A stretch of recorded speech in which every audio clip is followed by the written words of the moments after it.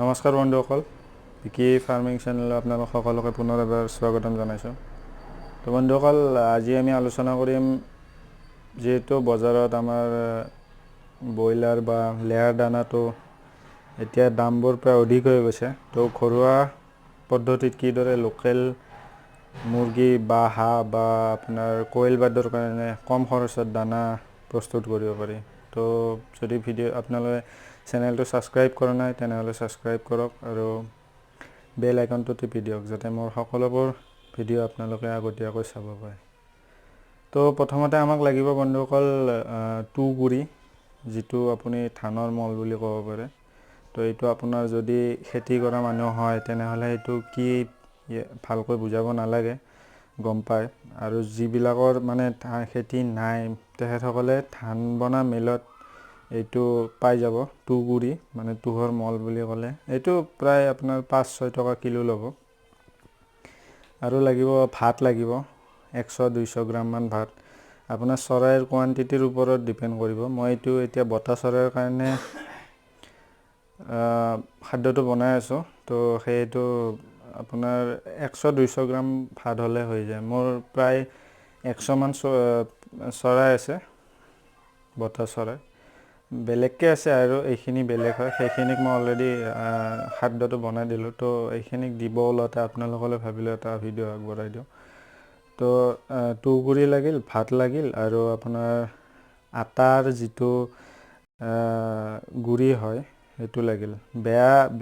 বেয়াখিনিও ল'ব পাৰে, মানে আপোনাৰ যিখিনি ৰৈ যায় বেয়া এটাও ল'ব পাৰে। আৰু ভাতটো পেলনীয়া ভাত হ'লে হ'ল, এনেকুৱা নহয় যে আপোনালোকে ৰান্ধি খুৱাব লাগিব, এইটো নহয়। তাৰ লগত লাগিব এটা মাল্টিভিটামিন পাউডাৰ, যিটো ACZ বুলি কোৱা হয়। এইটো আপুনি যিকোনো ভেটেনাৰী ষ্ট'ৰত পাই যাব। বহুতে ভিডিঅ' বনাই আছে ভিমাৰেল, অষ্ট্ৰোভেট এইবিলাকৰ। ভিমাৰেলটো বহুত কষ্টলি হয়, তো সেইটো মই এইটো পাউডাৰ ইউজ কৰাটো ৰিকমেণ্ডেড কৰোঁ। এইটো আপোনাৰ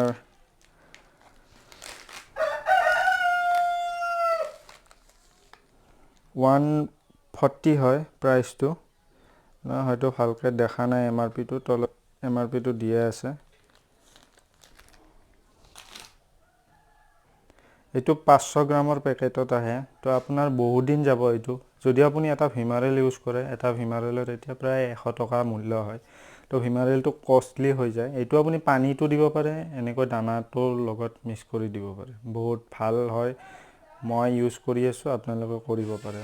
এইটো কোৱা নাই মই কোনো ব্ৰেণ্ড প্ৰমোশ্যন কৰি আছোঁ, জাষ্ট যিটো মোৰ ভাল লাগিছে, যিটোত খৰচ কম হয় সেইটো আপোনালোকক দেখাই দিছোঁ। য'ত আপোনাৰ 1 কিলো দানা প্ৰস্তুত হওঁতে প্ৰায় 8 টকা 9 টকাৰ ভিতৰত হৈ যাব।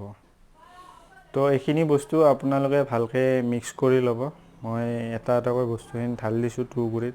প্ৰথমে ভাত ঢালি দিলোঁ, তাৰপিছত আটাখিনি দিলোঁ, তাৰপিছত 1 চামুচমান এই পাউডাৰটো দিব আপোনালোকে। দি অলপমান পানী ছটিয়াই দিব। ইয়াতে পানীটো দিলে বস্তুটো আঠাখনীয়া হয়, ভাল হয়। কিছুমানে বহুত ঢিলাকৈ, মই ভিডিঅ' চাইছোঁ বহুতৰে, বহুত ঢিলাকৈ হেৰিখিনি বনায়। তো অলপমান পানী দিব, বেছি নালাগে। পানী দি বস্তুখিনি ভালকৈ লাৰি দিব।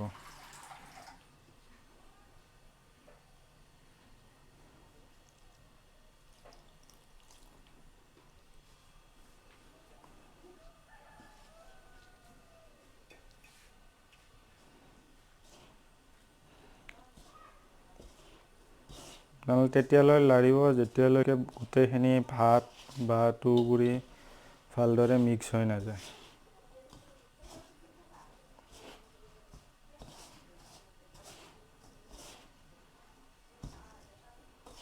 আপোনালোকে ভাতৰ ঠাইত পেলনীয়া চাউল বা খুদ ব্যৱহাৰ কৰিব পাৰে। এইটো নহয় যে ভাতেই দিব লাগিব, কিন্তু ভাতটো দিলে সিহঁতৰ ভাতৰ যিহেতু অলপ চাইজটো ডাঙৰ হয়, পানীৰ লগত ফুলি যায় ৰন্ধাৰ পিছত, তো সিহঁতৰ সোনকালে পেট ভৰি যায়। চাউলটো দিলে আচলতে সিহঁতৰ বেছি টাইম থাকিব পাৰে ভোক নলগাকৈ ভাতটো একে সমানে হয়, তথাপিও আপুনি চাউল বা ভাত যিকোনো ইউজ কৰিব পাৰে। এনেকুৱা নহয় যে আপোনাৰ চাউল আছে ভাত নাই তো ভাত ইউজ কৰিব নোৱাৰে। তো এনেকৈ ভালদৰে মিক্স হৈ যোৱাৰ পিছত দানাখিনি দিবলৈ এতিয়া ৰেডি। আপোনালোকে চাওক কিমান শুকান হৈ আছে। বেছি আপুনি মানে পানী দি কিনে হেৰি নকৰিব, যিহেতু মই এইখিনি কইলক দি আছোঁ। হাঁহক দিলে অলপ কৰিব পাৰে পানীৰ লগত মিক্স, কিন্তু এইখিনিত বেছি শুকান ৰখাটো বেছি ভাল, তেতিয়াহে চৰাইখিনি খোৱাত সুবিধা হ'ব। তো এতিয়া মই দানাখিনি দিম চৰাইখিনিক। তো দানাখিনি মই দিছোঁ, চাওক আপোনালোকে কিদৰে খাইছে। এনেকুৱা নহয় যে অকল ব্ৰইলাৰ বা লেয়াৰ দানাহে খায় ইহঁতে, সকলো দানাই আপুনি খুৱাব পাৰে। ইহঁতক ঘাঁহো দিব পাৰে কিছু পৰিমাণে। ঘাঁহৰ ভিডিঅ'টো বাৰু মই দি দিম আপোনালোকক, কেনেকৈ ঘাঁহ দিব আপোনালোকে। তো চাওক কেনেদৰে খাই আছে।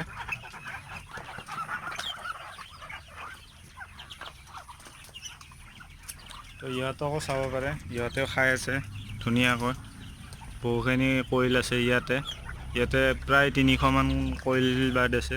ইয়াতে প্ৰায় 100-150মান আছে।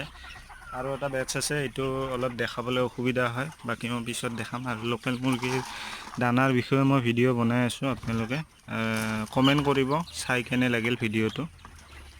আপুনি নিজে চাই লওক। এতিয়া আপুনি 30-40 টকা খৰচ কৰি ব্ৰইলাৰ দানা কিনিলেতো প্ৰায় 40ৰ কাষত হৈ যায়।